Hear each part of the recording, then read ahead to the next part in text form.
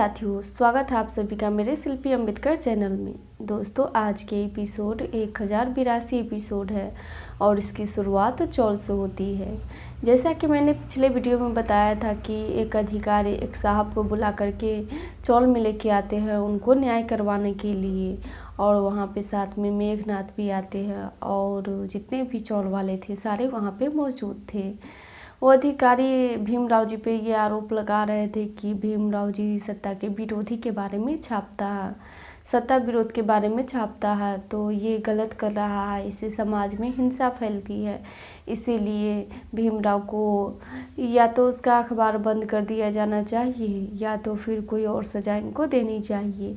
वो अधिकारी ये आरोप उन पे लगा रहे थे, लेकिन भीमराव जी भी अपनी बात रखते हैं कि देखिए साहब, मेरा अखबार आप पढ़िए, आप मेरा अखबार पढ़िए, इसमें देखिए कि क्या सत्ता विरोधी के बारे में मैंने कोई भी बातें छापी है या फिर इसमें देखिए कि क्या छपा हुआ है। भीमराव जी उस दिन जनता के बारे में उस अखबार में छापे हुए थे और भीमराव जी भी उन पे ये आरोप लगाते हैं कि साहब, ये सर बिना मेरा अखबार पढ़े हुए मुझ पे इतना बड़ा आरोप लगाने लगे कि मैं सत्ता विरोधी के बारे में छापता हूँ।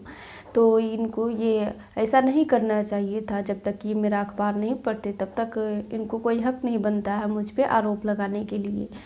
और साथ में भीमराव जी भी उनसे ये भी कहते हैं कि सर, मैं सत्ता विरोधी के बारे में नहीं छापता हूँ, बल्कि सत्ता में जो भी गलत काम होता है मैं उसके बारे में छापता हूँ। तो क्या आप मुझे बताइए, क्या ये मुझे नहीं करना चाहिए था? भीमराव जी उनसे ये भी कहते हैं कि सर, मैं हमेशा सबको एक रहने की बात करता हूँ, भला मैं सत्ता विरोधी के बारे में कैसे छाप सकता हूँ?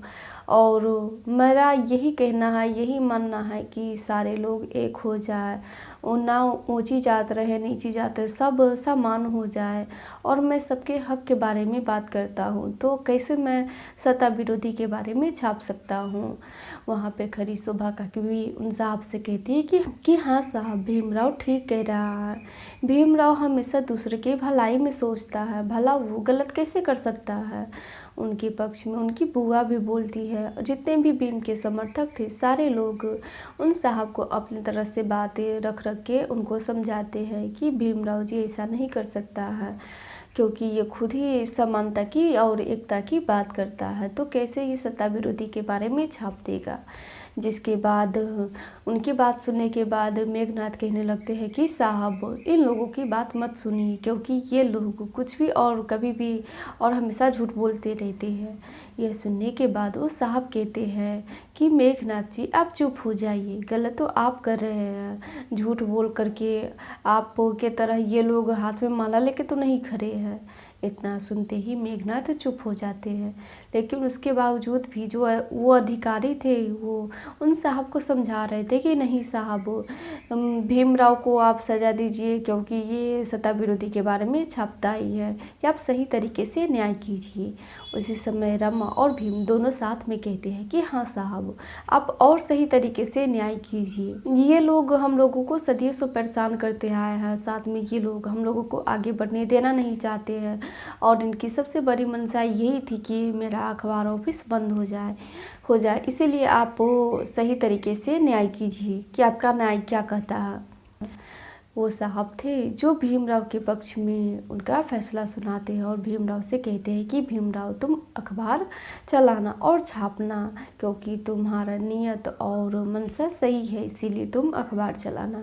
जिसके बाद मेघनाथ और वो अधिकारी बोले जा रहे थे, तो वो साहब उन दोनों को गिरफ्तार करवा के थाने भेज देते हैं। लेकिन जाने से पहले मेघनाथ भीमराव जी को धमकी दे करके जाते हैं कि मैं भीमराव तुम्हें छोड़ूंगा नहीं, मैं फिर आके तुम पे वार करूँगा। फिर वो वहाँ से चले जाते हैं।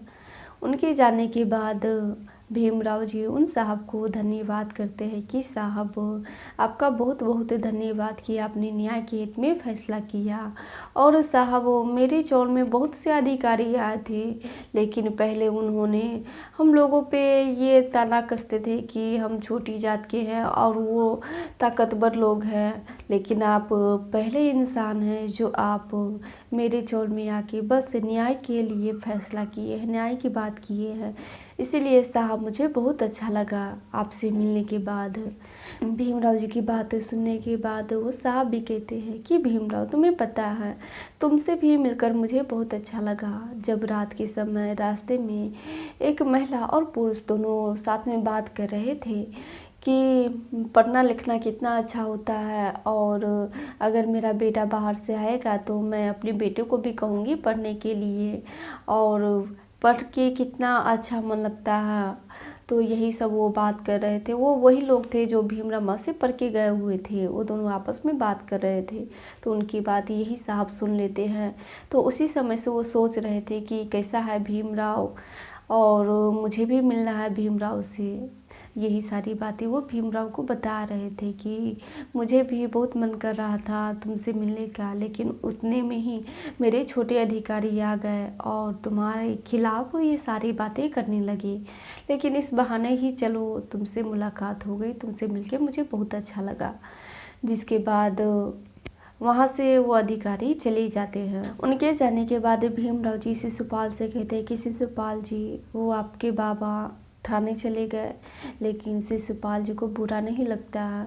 वो कहते हैं कि चलो भीम बात छोड़ो और अखबार बांटने हम चलते हैं। जिसके बाद सभी लोग वहाँ से अखबार बांटने चले जाते हैं। उन सभी के जाने के बाद जीजाबाई, करुणा और वो जितने भी भीम के विरोधी थे वो फिर से भीम के खिलाफ बोलना शुरू कर देते हैं। जिसके बाद राम जी को बहुत गुस्सा आता है और जीजाबाई का हाथ पकड़ के लेके बाहर चले जाते हैं।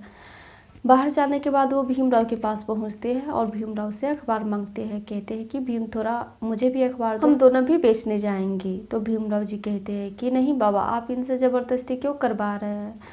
लेकिन फिर भी राम जी कहते हैं कि ये मुझे तुम दे दो और तुम भी जाओ बेचने, ये अखबार मैं और जीजाबाई बेचूंगा।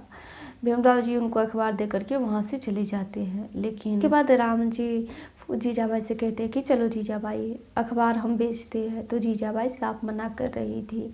साथ में जीजाबाई धमकी भी देती है कि से आज आप अखबार बांट लीजिए, मैं परसों भीमराव का अखबार ऑफिस बंद नहीं करा दी तो आप उसके अगले आप अखबार बेचने नहीं बल्कि मैं बेचने जाऊंगी। इतना कह के वहाँ से करुणा भी आती है और जीजाबाई दोनों साथ में वहाँ से चली जाती है। वहीं दूसरी तरफ जब मेघनाथ को हवलदार सब वो थाने ले जा रहे थे तो उनके ही समाज वाले आते हैं और कहते हैं कि मेघनाथ जी, ये सुन के मुझे बहुत बुरा लगा और आपको थाने ले जा रहा है, ये मुझे बिल्कुल भी अच्छा नहीं लग रहा है। तो मेघनाथ कहते हैं कि ये अफसोस करने से क्या होगा, कुछ सोचिए उस भीमराव के खिलाफ, कुछ बड़ा सोचिए उस भीमराव के साथ करने के लिए। तो वो आदमी सब कहते हैं कि मेघनाथ जी, आप इतना बड़ा आदमी हो के आप कुछ नहीं कर पाए उस भीमराव का, तो भला हम तो छोटे लोग हैं, छोटा इंसान है, तो हम कैसे कर सकते हैं। उसी समय वहाँ पे जीजाबाई करुणा दोनों आती है और कहती है कि मेघनाथ जी, अब से भीमराव के साथ बुरा मैं करूँगी, उसका अखबार ऑफिस बंद मैं कराऊँगी। मेघनाथ भी उनसे कहते हैं कि तुम सालों से भीमराव के साथ रहती हो, लेकिन अब तक तो तुम कुछ भी नहीं कर पाया भीमराव को, लेकिन अब क्या ही कर लोगी। तो जीजाबाई कहती है कि आपको भी मैं थाने से छुड़वाऊंगी और साथ में भीमराव का अखबार भी बंद करूंगी, और कैसे करूंगी ये चलिए थाने में बात करेंगी। जिसके बाद वो सभी लोग थाने चले जाते। अब आगे के एपिसोड में क्या होने वाला है ये तो मैं आगे ही बताऊंगी, क्योंकि आज के एपिसोड यहीं पे समाप्त हो जाती है। फिर मिलेंगे अगले किसी वीडियो के साथ, तब तक के लिए जय भीम।